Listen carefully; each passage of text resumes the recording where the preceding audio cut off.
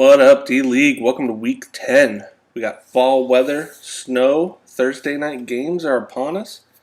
I've been getting a lot of requests to bump the preview up to before the Thursday night games. Currently, I do need to use the Saturdays to put this stuff together. I'll try to reevaluate it and see if I can move that date up or not as we kind of go along. It's been another crazy week in fantasy football. We're going to take a look now and see how I did last week. Alright, so as you can see, last week I went 3-2. Starting to become pretty predictable that I'm going to go 3-2. It's also going to become predictable that I can't ever pick my game correctly. I was also way off on Sean and Adam's game last week, but overall I'm keeping pace with 3-2. And if I had to make a prediction, I'd say next week I'm probably going to go 3-2 as well. Alright, let's take a look now at our Rapist of the Week. Well, obviously we have a rapist. I'll take the rapists for 200. He's climbing in your windows. He's snatching your people up, trying to rape them. So y'all need to hide your kids, hide your wife, and hide your husband because they raping everybody out here. Rapist coming. Don't get raped. Alright, our Rapist of the Week this week is Sean. Sean wanted to get back in on the rape action and took out our back-to-back winner, Adam. Sean dropped 135.06 points on Adam to rub his nose and 60.26 points worth of shit. Way to put up a fight, Adam. Alright, let's take a look now at our Biggest Loser award.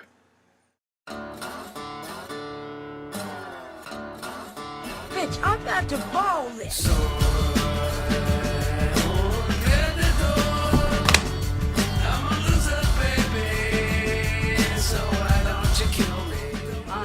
IQ of 48 and am what some people call mentally retarded. He was a retard. I'm a driver, I'm a winner. Things are gonna change, I can feel it. Only reason I'm crying is because of the adrenaline. Alright, our Loser of the Week this week is James. James is often a loser but not often rewarded for it.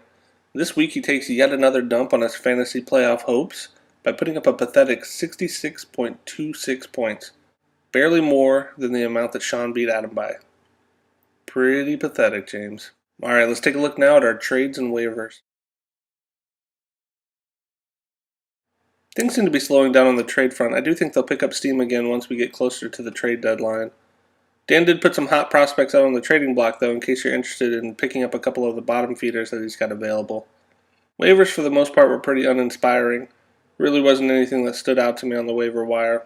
Let's take a look now at our matchups. Alright, first up we got Mind Grapes taking on Team Disenchantment. I'm coming into this at 3-6. James is coming into this at 4-5. This is by all means our toilet bowl matchup of the week. This week I take on James. Right now we are fairly even with Mason having a decent night as well as Lofton. Both of us are starting our backup quarterbacks and a terrible performing squad of wide receivers overall. Plus, given my inability to succeed, I think it's pretty safe to say that James and the fantasy football gods are going to abuse my squad yet again this week. Past that, though, James does have the edge on the other parts of the matchup. Alright, next up we got Freedom Tower taking on Sunday. Colin's coming into this at 5-4. Nate's coming into this at 2-7. There's strong competition this week to be the toilet bowl matchup of the week, but Colin keeps bouncing back, so I can't make it this matchup. Colin's out and then back in of the playoff race more than Michael Corleone. It's rare that I feel confident that Colin's going to win, but with Vickers being back in the lineup and Nate starting Colt McFucking-Coy, and the rest of their rosters on both squads being pretty terrible, with the exception of Deshaun Jackson and a tiny bit of Percy Harvin. Past that, I'm not real sure about the guys that they are starting would even make the rosters on a lot of the better squads in this league. So far, though, everything seems to be coming up Colin. I got a feeling he's going to dominate Nate this week, worse than a game of Call of Duty Black Ops. Alright, next up we got KC Reunited taking on Here Comes Trouble. Sean's coming into this at 4-5, Travis coming into this at 5-4. Remember when Travis had a legitimate playoff hope and was battling it out for the #1 spot in the league? What a difference a few weeks make. Now he's barely got a shot at beating Sean to stay above 500. Sean has him outmanned at pretty much all the positions that matter. He's also up 10.2 right now with Rice having an average night on Thursday. But hey, Travis does have a better tight end on his squad and special teams, I suppose. I think Sean ends up taking this failfest with the help of Colin and I to push Travis further into the grave and make it his third loss in a row.